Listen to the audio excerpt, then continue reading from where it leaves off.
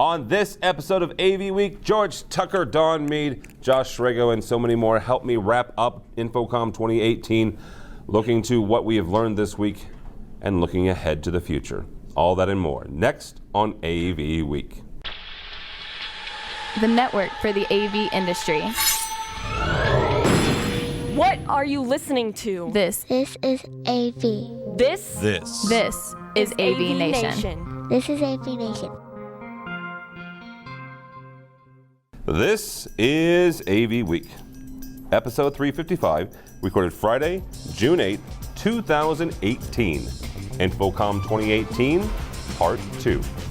Support for AVNation is brought to you by Extron Electronics and by Atlas IED, innovative audio solutions for every business environment. This is AV Week, your weekly wrap-up of audiovisual news and information. My name is Tim Albright. I am your host. This is part 2 of our coverage of InfoComm 2018. With me to talk about this and everything else we're going to talk about today is, first and foremost, Miss Dawn Mead. Welcome, ma'am. Hello. Thanks for having me, as usual. Well, here's the thing. Not for nothing, we had Bradford on in the first episode. His first InfoComm in probably, 2 or 3 centuries as a end user. This is your first InfoComm as an end user. It is, and it's first of all still blowing my mind that I'm an end user now instead of an integrator, but it's also blowing my mind how different and yet the same InfoComm is as an end user versus as an integrator. So we're going to get that in a second. Mr. George Tucker is also here. How are you, sir? All right. All right, he's been running his butt off for us this week, so thank you, sir. 8 miles. And last but not least, Josh Shrego, the consultant du jour, and our buddy and pal. Thank you, sir. Oh, happy to be here. Always glad to share in this. You sound happy to be here. I'm a little Barry White at this point. He's a little like Eeyore. Yeah. Thanks for noticing me. Not that it matters, but... All right, Dawn, I'm going to pick on you just like I picked on Bradford. This is your first InfoComm as an end user. Yes, it is. I heard Bill O'Donnell recorded EdTech earlier today, and I want to say he said the percentage of attendees that were end users was 40%. Is that accurate, Bill? Yeah. 40%. I got it from Josh. 40% end users. Did you feel like part of the 40%? Did I personally feel like part of the 40%? Only sometimes. Okay. Because like I said, I still mentally am an integrator, so I think that way. But did it feel like there was a large contingent? There were a lot, yeah. I sat with several of these folks, including Bill, on the end user panel for IMCA yesterday, and it was a fairly large room for that luncheon, and it was pretty darn full for most of the thing until we just sort of took over the show and kept talking, and then it sort of thinned out. But just people I've talked to and interacted with at the hotel, on the shuttle buses, at the parties, and on the show floor, there are a lot of end users, university staff, people like me that work for large corporations, people like me that work for large corporations that work for other customers.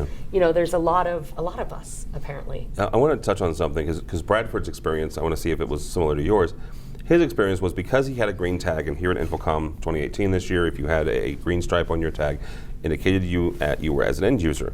When he walked up to people in their booths, they would not talk to him technically, right?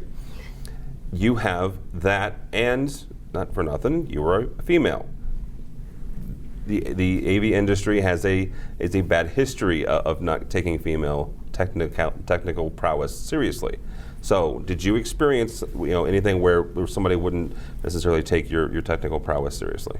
Actually, I didn't, but I think I'm kind of a rare case. Okay. Because, as you know, and as people that have seen me walking around the show know, I've got 4 badges. Yes. So I've got an exhibitor badge, I've got a press badge, I've got an end user badge, which I am now, and I've got my speaker badge. Okay. And I put them on a ring so that I could just flip when I get to the booth which one I want them to scan, usually my end user badge.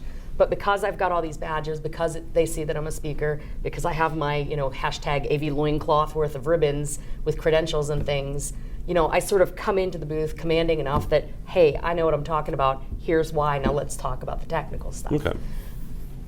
And also, as I said at the women's breakfast to some of the folks at my table, of all of the STEM fields, despite our history, I maintain that AV is one of the most female-friendly and female welcoming of the STEM fields. I have friends that are data scientists, computer scientists, lab coat wearing scientists. Yeah.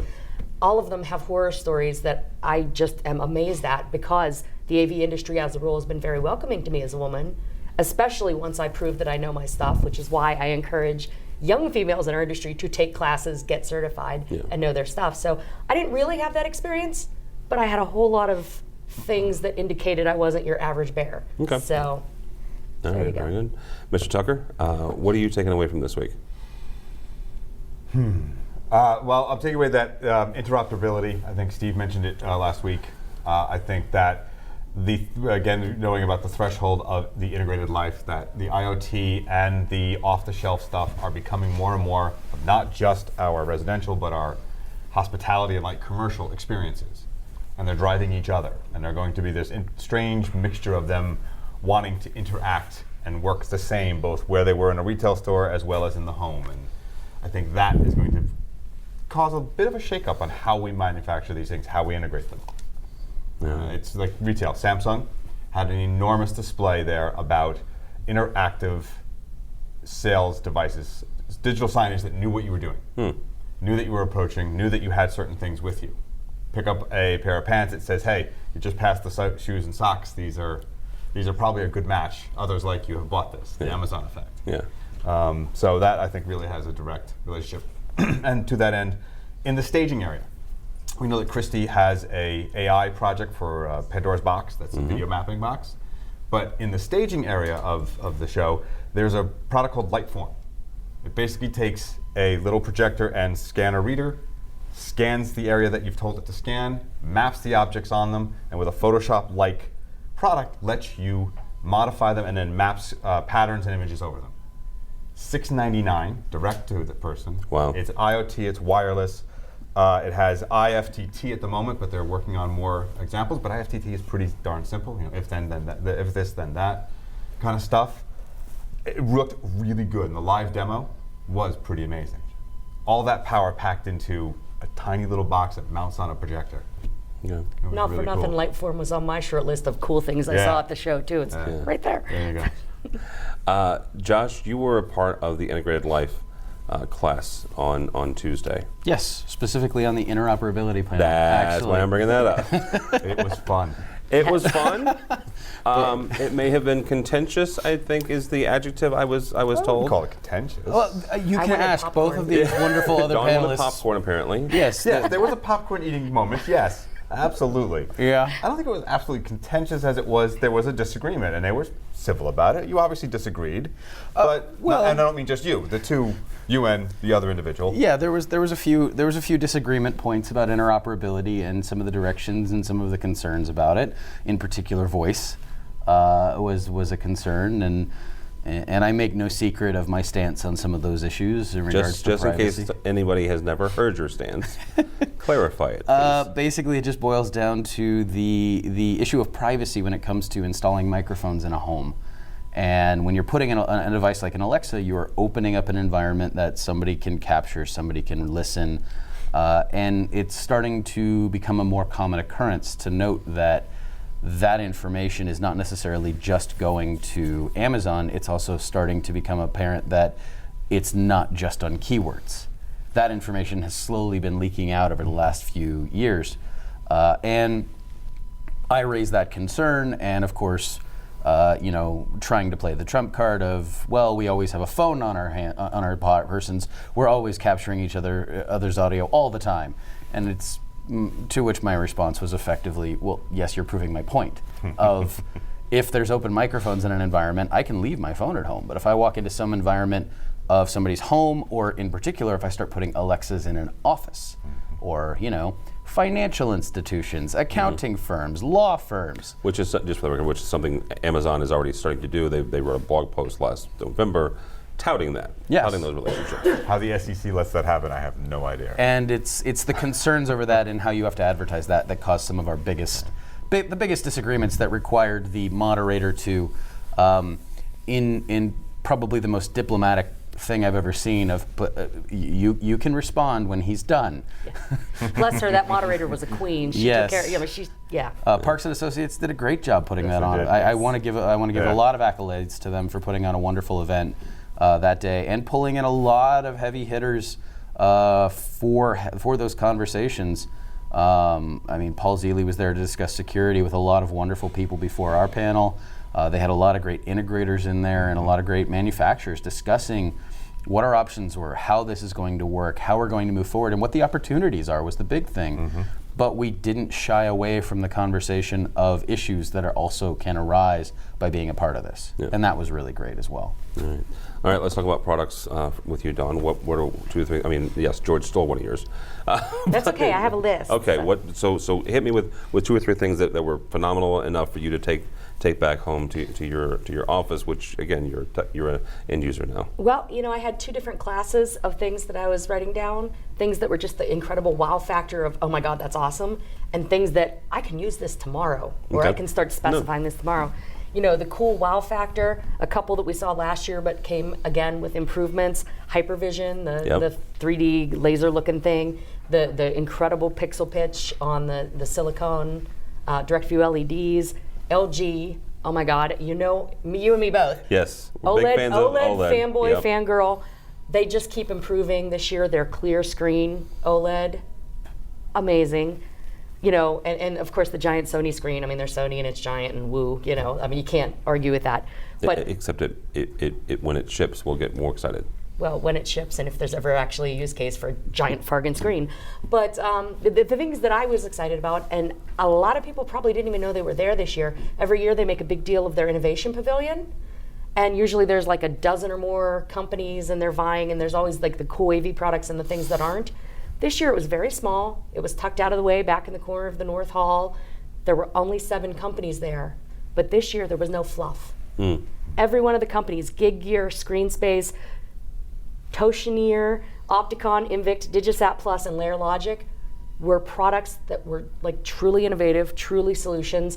Layer Logic, I told those guys, they basically have a box that you can plug in HDMI to, turns any touch display into a collaboration screen. wow. You can bring in, your laptop, plug in. It'll put them all 4 on the screen at once. You can annotate on each other's things. You can open one, pull it up full screen, and the annotations go back onto your computer. So wow.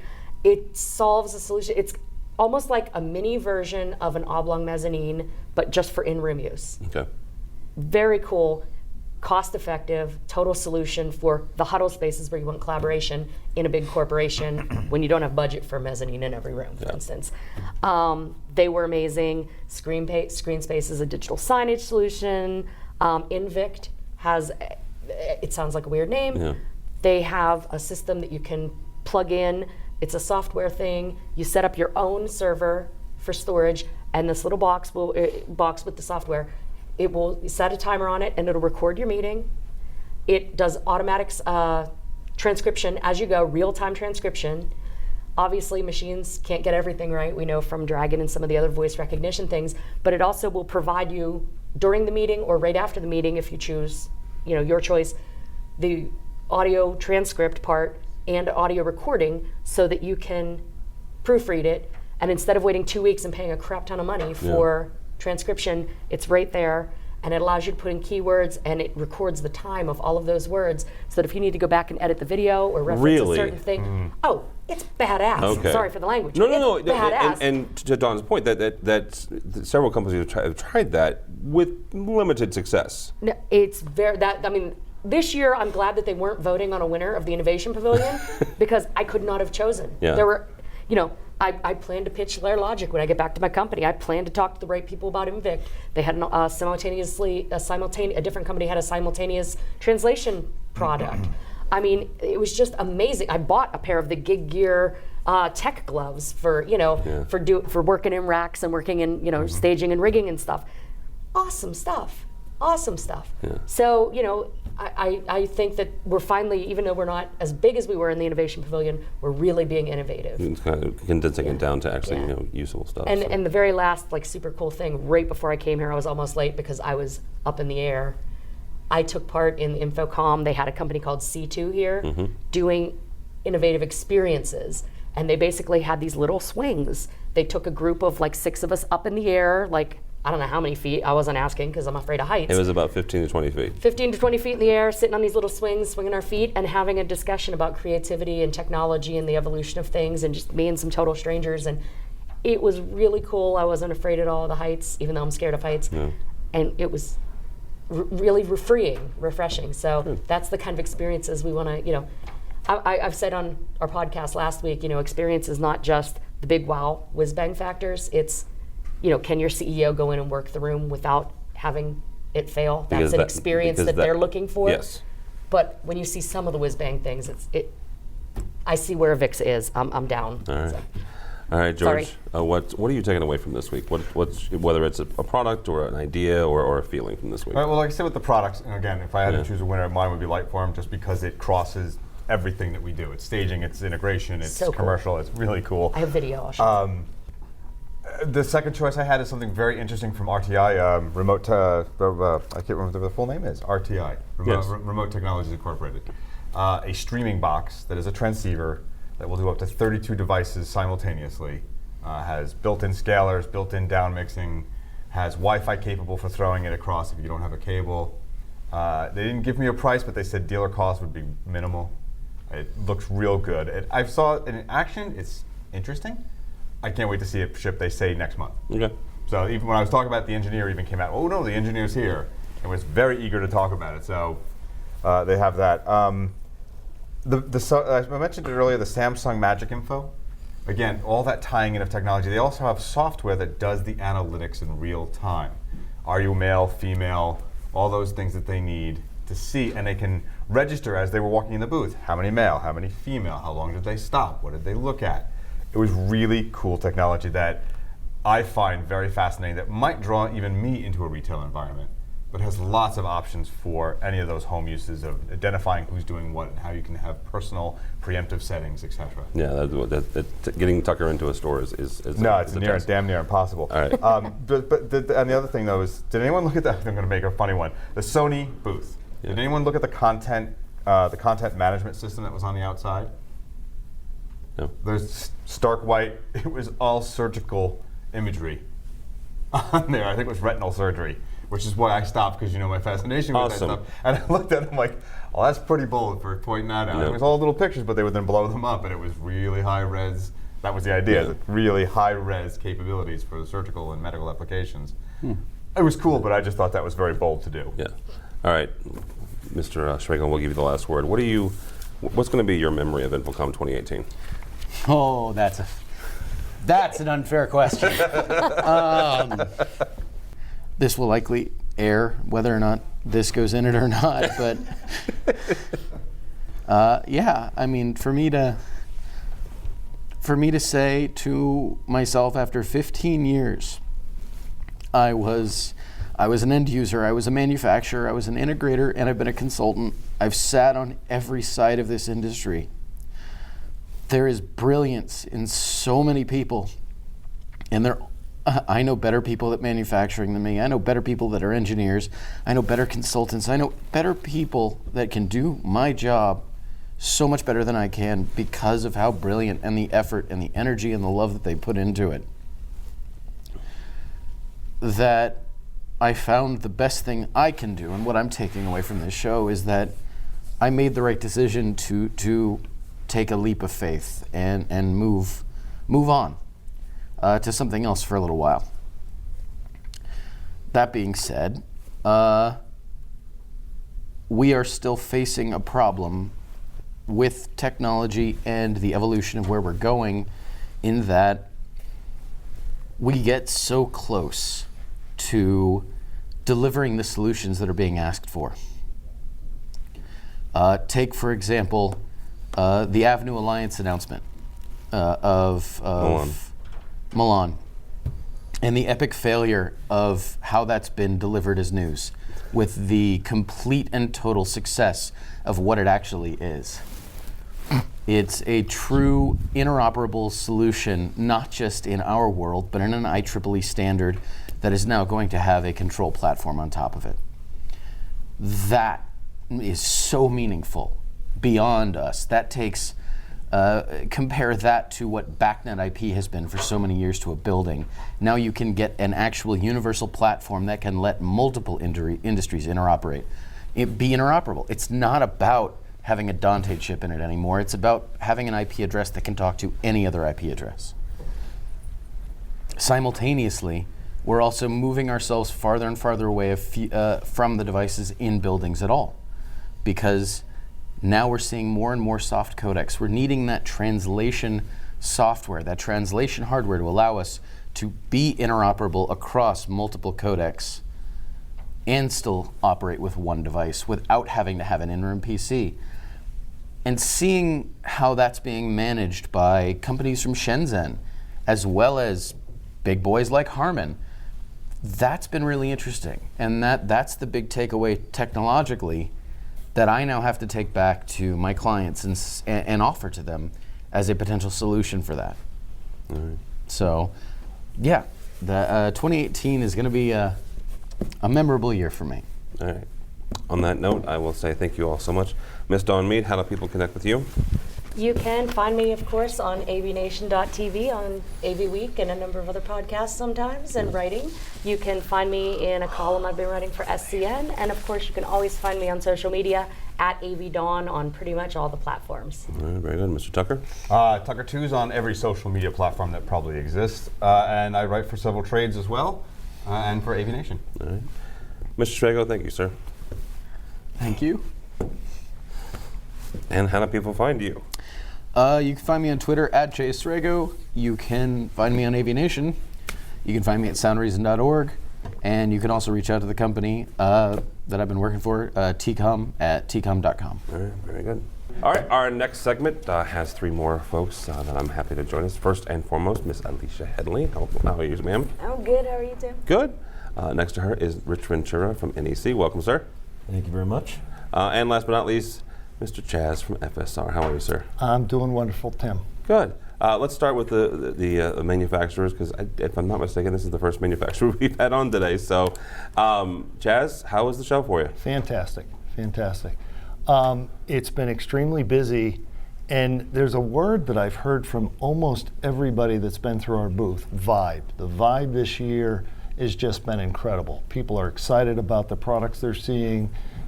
Business seems to be very robust, and everybody can't wait to get out of here and get back and start either selling products or doing projects or designing. It's been a great show. Yeah. Rich, how was it for you? Well, I still have a voice, so it's been pretty good. That's a plus. It's a plus. It's been great. You never know what you're going to walk into when you go to InfoComm every year, right? You don't know what the vibe, like you said, the vibe is going to be like.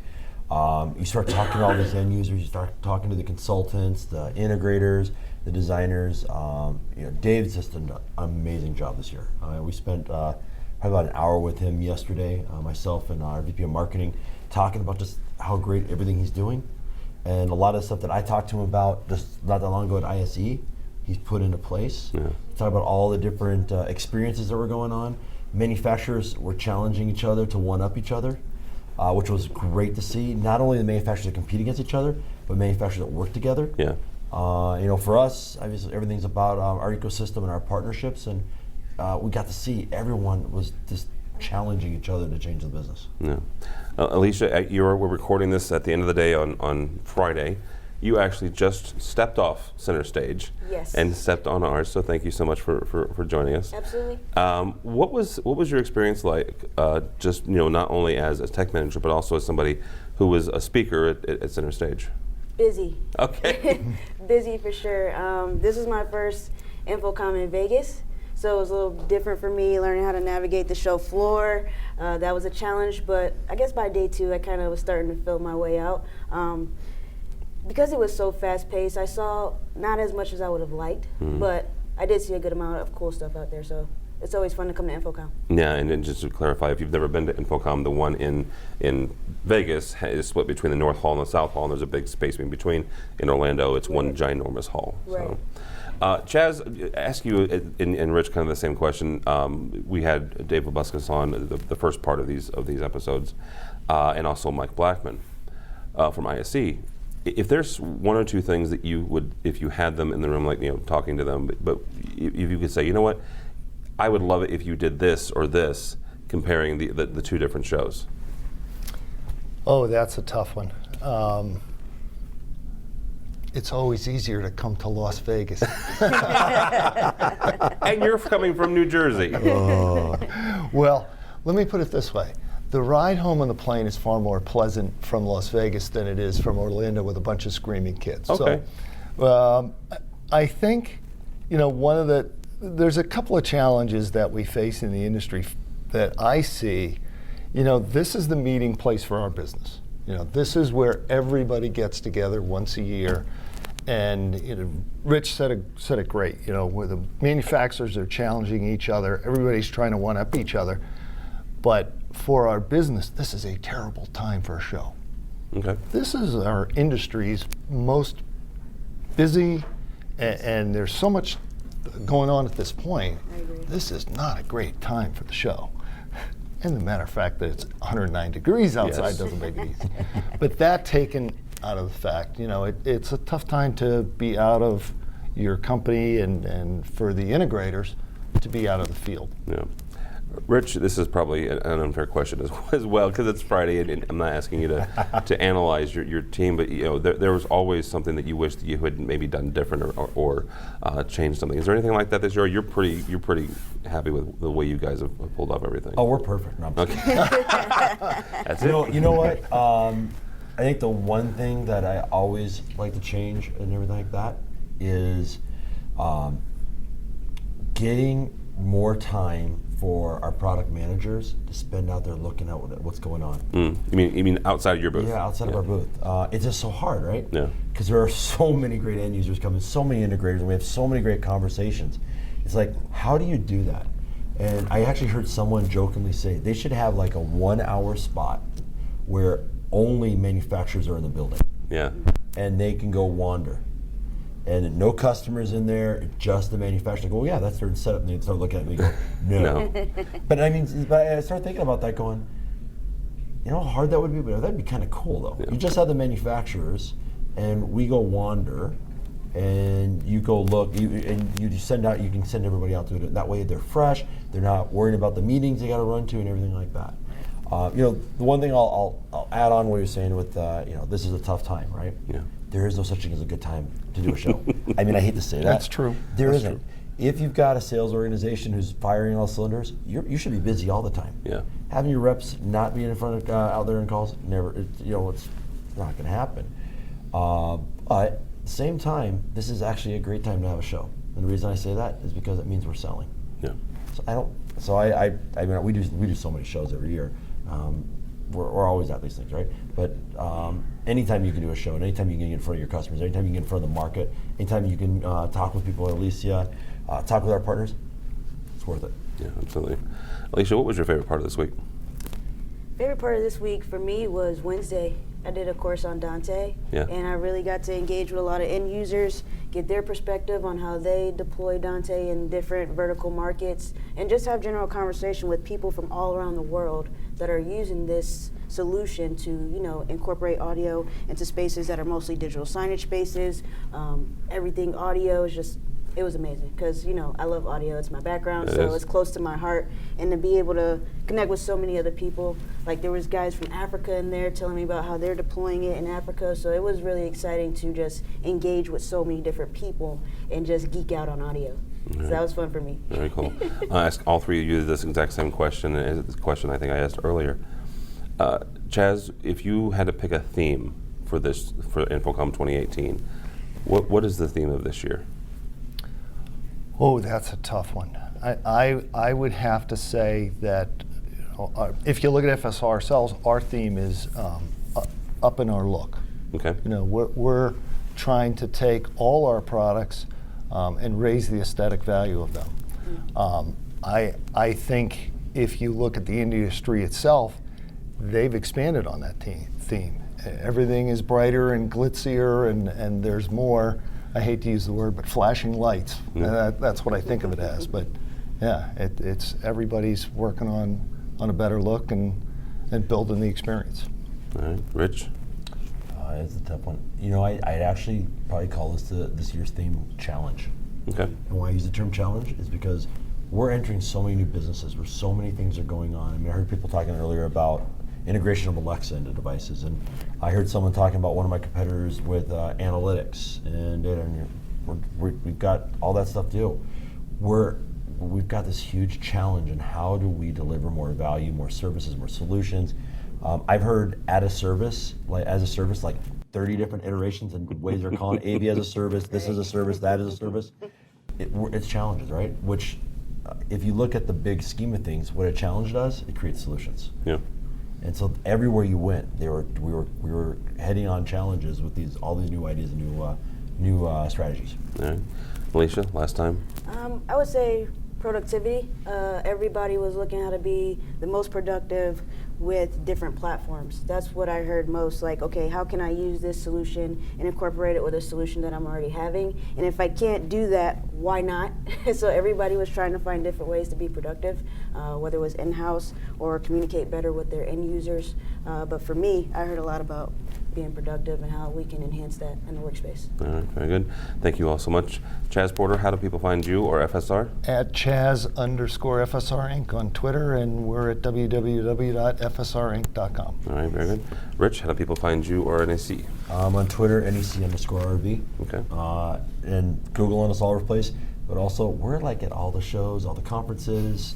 Oh, and You'll see an NEC and you guys are also doing something different than you've done in the last couple of years with New York Digital Signage Week. You're having your own thing the week before New York Digital Signage Week. So it's interesting because if you know the whole history of New York Signage Week, we actually invented it, not others. Yeah. And so this is our 25th year. Yeah. There's not many people who can say they've had an event for 25 years in the same city, in the same place, right? So yeah, we're doing it the week before, and there will be a huge bash with it being our 25th anniversary. On top of our grand opening, we have the new building the end of next month.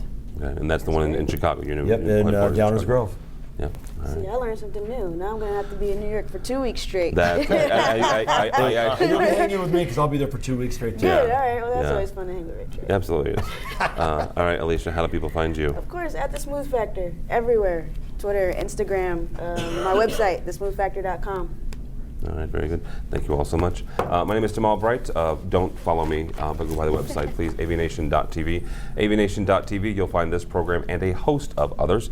Before we get out of here, I do want to say thank you to a bunch of folks. Liz, who has been our coordinator this week, she's been fantastic, keeping me in line. Brian McKinney and Bill O'Donnell on camera. Mr. Tucker, Mr. Greenblatt. Actually, Phil Cordell did some videos for us. A.B. Dawn did some videos for us. And also a bunch of other folks. So thank you all so much for that, for a great week. While you're at our website, go by the underwriter section. These are the folks who help us financially, help us bring you InfoComm 2018 and so much more. So all that and more at AVNation.tv, AVNation.tv. Thanks so much for listening. Thank you so much for watching. That's all the time we have for AV Week.